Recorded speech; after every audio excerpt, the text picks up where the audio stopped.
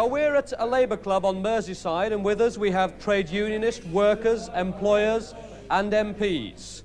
Now, the situation here tonight in Liverpool is that Leyland's Triumph plant is still at a standstill. For one reason or another, not a single TR7 has been produced there since August. Liverpool docks are at a standstill, 5,000 men are on strike there. Bird's Eye have been stopped for 2 months because of a strike and are threatening to shelve expansion plans. And now it seems that the Ford car plant at Hale Wood is threatened with a strike, and in fact both sides are meeting there tonight. Well, let's find out what's behind some of those disputes. Now, in the audience we have shop stewards both from the docks and from the Triumph plant at Speak. Let's go first of all to you, Dave Thomas. What is it that's behind the strike at Speak? Well, there's a very simple reason, John, for the dispute at Speak, and that is that whilst we have a plant agreement, the company refuse, or when I say refuse, ignore, to operate the plant agreement. The agreement's on what? Well, there is an agreement on the way in which we would establish manning levels and efficiency levels and etc. as a result. Now, we take a simple view in Liverpool, you know, and it's not unique to us, but it may well be considered to be unique to other people. In the absence of an agreement, or something that replaces an agreement, then there is no operation. Unfortunately, we haven't got Leyland management here. We did invite them, but they felt unable to come. So we have to take your word for it that they've broken the agreement. They may take a different view, I don't know. But in fact, it does seem, perhaps to people outside, almost a trivial issue on which to keep the plant stopped for so long. And we read even to jeopardise its future, that Leyland are now considering pulling out. Well, I think the answer to your question, really, that you're seeking is the question of its future. But I would take the view that the important part of the question is whether it's trivial or not to go and dispute over an agreement. Now, we have an agreement at Liverpool in the Triumph plant that is signed by both parties, and obviously both parties are accountable to that agreement in effect. And we as trade unions in the Liverpool plant have continuously, much to the discontent on occasion of our membership, said that you are a party to an agreement, because an agreement made is an agreement kept in our view. Whether it's a bad, indifferent or whatever agreement, an agreement made is an agreement kept. Dennis Kelly, what's behind the strike on the docks? What's the problem there? Well, it's only what we'd call a storm in a teacup. We've had 4 years of peace, good labour relations, and now we'll probably be settled in the morning, we hope. What's the particular storm in a teacup, as you call it, over then? Well, it was the clash of personalities. One of the managers rowed the lads, told them they'd get no holiday pay, they'd get no pay, and I'll see that you don't get a sub. Well, you get the occasional clown everywhere. You represent the customers who use Liverpool docks. Will they regard it as a storm in a teacup? No, we regard it as very serious, because if there's a stoppage in the port, it's the first stoppage, as Dennis has said, for 4 years. It's very serious because it can result in lost business. That's why we're very, very concerned. So what's your feeling about the situation now? Well, my feeling is that I think that management and the men should get this settled as quickly as possible. And if Dennis says they can get it settled tomorrow, I'm very, very pleased to hear this, and I hope that they do.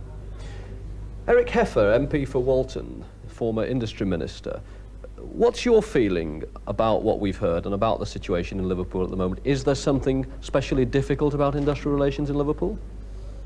No, I don't think there's anything especially difficult, but I think managements on Merseyside, particularly when they come in from outside, have to recognise that the Merseyside worker is a worker who believes in solidarity, who believes in trade union principles, and is not willing to be pushed and forced into anything. He must, in fact, be convinced that it's right what he's doing. Is he different from workers elsewhere in that respect? Well, I don't know all the workers elsewhere. I've worked on Merseyside ever since I was a young fellow, and all I'm telling you is that as far as Merseyside workers are concerned, they want a square deal. They've always wanted a square deal, and I can give you examples of companies in this city who've never had a strike at any time in their lives. I can give you examples of other companies who've had many, many disputes. Now, there must be a point there, and the point is, it's a question of whether one management is prepared to try and force workers to do things, and another that's prepared to negotiate and reach proper agreements with workers. Now, what I'm saying is that I would like to see no strikes on Merseyside, of course. That would be an ideal situation. I would like to see a position where we didn't have any problems industrially at all. But we have got problems, but they're no worse than they are in other parts of the country. I could give you an example. Many years ago, or a number of years ago, a factory in my constituency, Lucas's, was closed down. I went with other members of Parliament to see the Lucas management, top management in London. I was told it's because of all the strikes that took place in that factory. We got the figures out, and we discovered that in fact the number of strikes in the Birmingham Lucas factories were much higher, much more prolonged, much deeper than any of the disputes that had ever been in the Lucas factory on Merseyside. And sometimes, unfortunately, some managements do use this as an excuse. Our problem, of course, is that we have a declining industry, or many declining industries, and we haven't yet come to terms, although great efforts have been made in creating new industries to replace them. That's a point we want to come to in a few minutes. Now, Eddie Lloyden, the Speak factory, the Triumph Speak factory is in your constituency. What if Leyland carry out this threat? Apparently they are considering pulling out of Speak. Well, as far as we're concerned, it will be opposed with the full resistance of, as far as I'm concerned, not only from Parliament, but from the whole of the trade union and labour movement in this area. Because we believe that we've got to recognise that there are problems in Leylands, but we believe, in fact, that the way of tackling them is not to axe a part of Leylands that lies in an area of high unemployment. And this can't be disregarded as a major Merseyside problem. Even if Leyland feel it's not an efficient enough plant? Well, those sort of judgments have not been made in this case. I mean, the point has been made that the comparisons being made by Leylands have certainly not been confirmed insofar as management is concerned. Well, and there again, many of the disputes in Leylands have been caused by forces outside of the power of the Leyland worker, particularly on the question of the component side. Well, can I go back to the shop? In fact, in that sense, is in many cases unfair to Leyland workers. Well, can I go back to the shop stewards now, from Speak? Now, what is your reaction when you hear things like the suggestion that Leyland pull out? What effect does that have on your attitude? Well, if I could speak on behalf of the shop stewards, we all understand and appreciate the circumstances that currently affect Leyland cars. We all understand that to be competitive, we have to have a measure of improvement in efficiency levels and productivity levels.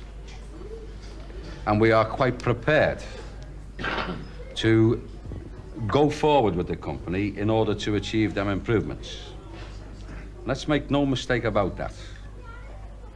Because we believe, contrary to common belief, certainly since we have government finance through the NEB, that we are in part accountable for the activity in any Leyland plant. But we also believe that any improvements in productivity and efficiency must come through consultation and negotiation. Because it is a simple belief on our part. We don't believe in giving paper commitments. We would rather give a firm commitment and say we are prepared to do that by agreement, and if, for instance, the company or the membership don't agree, then it's by agreement. Like it or lump it. Right. Now, having said that, on this occasion, the company have chose to act in an untoward fashion with regard to the trade unions on Liverpool. In respect and of your the Speak attitude is plants. if they're not prepared to observe the agreement, which in your view they've broken, Let me then say you can't this. go back. Let me say this. As a result of a dubious report in the Sunday Telegraph of this week, it was suggested possibly that the Speak plant could close. You say dubious, you don't think it will happen? And as a result of that also, the transfer of TR7 production and dolomite production to other Leyland plants. Now, we would resist, and I say resist, in any way, shape or form, the transfer of production from Liverpool to any other plant. Right, we've got to interrupt you And there. we because also... we've got, no, hang I'll on, have to interrupt you there because we've got to take a break at that point. No, Join with us all again due in a respect couple of to you. minutes. Well, in the first part of the programme, we've been discussing some of the problems of Liverpool, but Liverpool has one very particular problem, a very serious one, in that its rate of unemployment is about twice the national average figure. Now, one man whose job, in a sense, is to try and do something about that is David Mowat, who's Liverpool's Industrial Development Officer.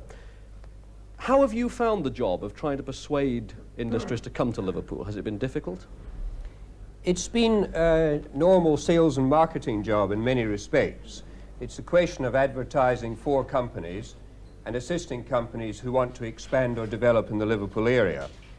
All right, at least half of the companies we deal with are local companies who want to expand. That's to be understood because we're in an industrial area. The other half are companies who are in other parts of the United Kingdom or overseas, who are considering Liverpool for expansion or new developments.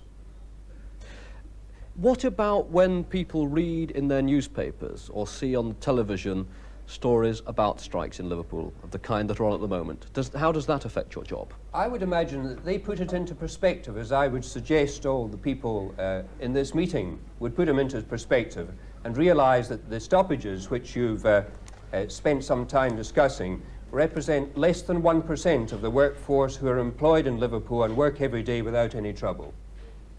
Eric Heffer, you were telling me that as an industry minister, you found that this was a problem, that firms did have a belief that coming to Liverpool was taking a chance. Well, yes, because this television programme will be seen by certain employers in the south of England, and they will also read in the papers, played up on every occasion, every time there's a dispute in Merseyside.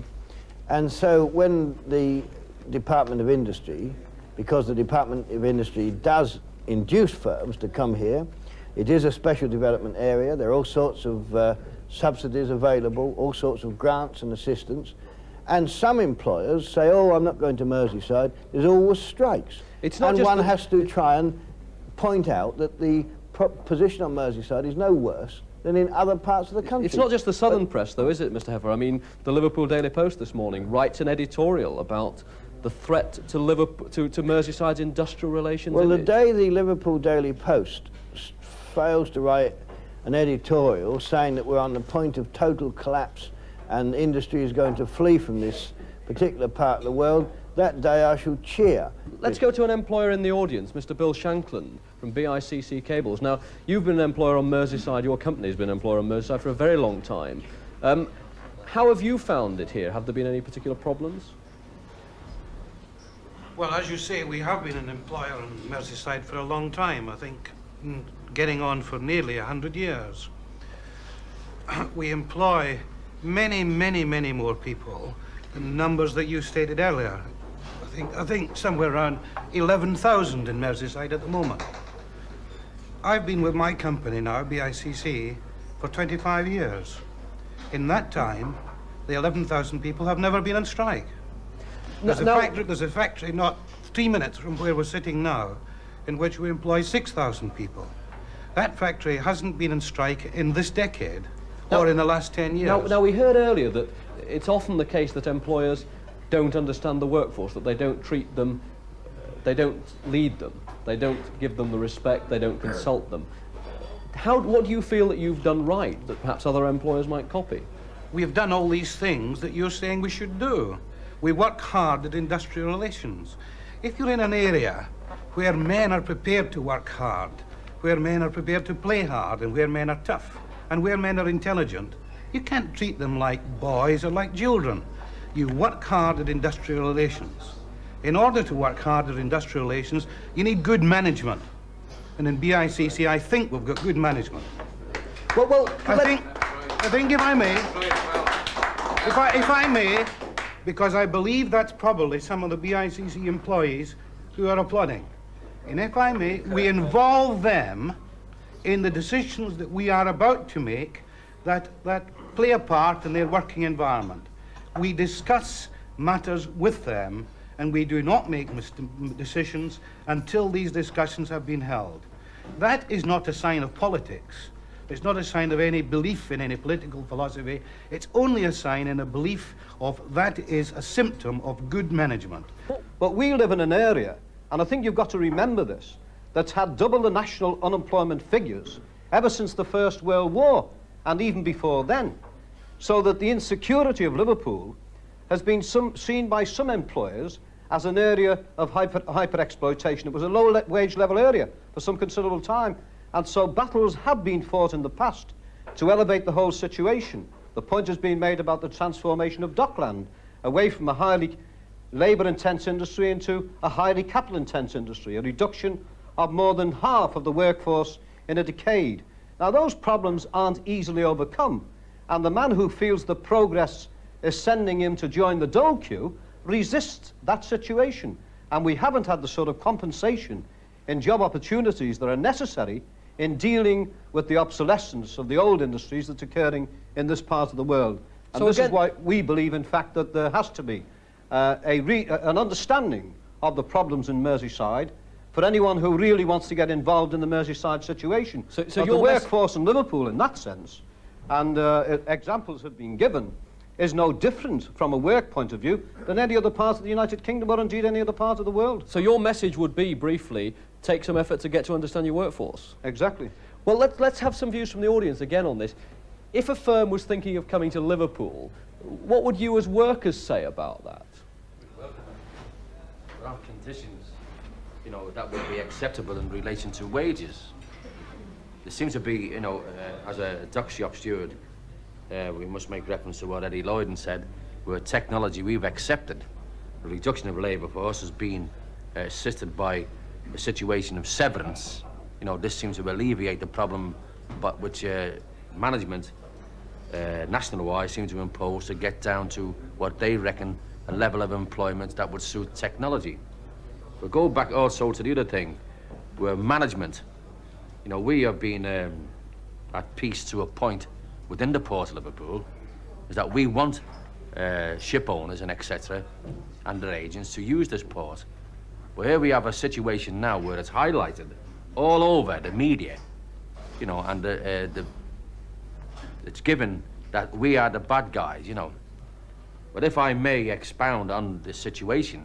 Well, can I just bring you back Now, briefly hang to on the a point? bit. Well, now. just a minute. The point, Here you're talking about management. Yeah, but the point we've that got you're... bad management well, just here. a minute. I asked you what you would say to an employer who wanted to come to Liverpool, and you said, I think, OK, come along as long as you're willing to pay the right rate for the job. Yeah.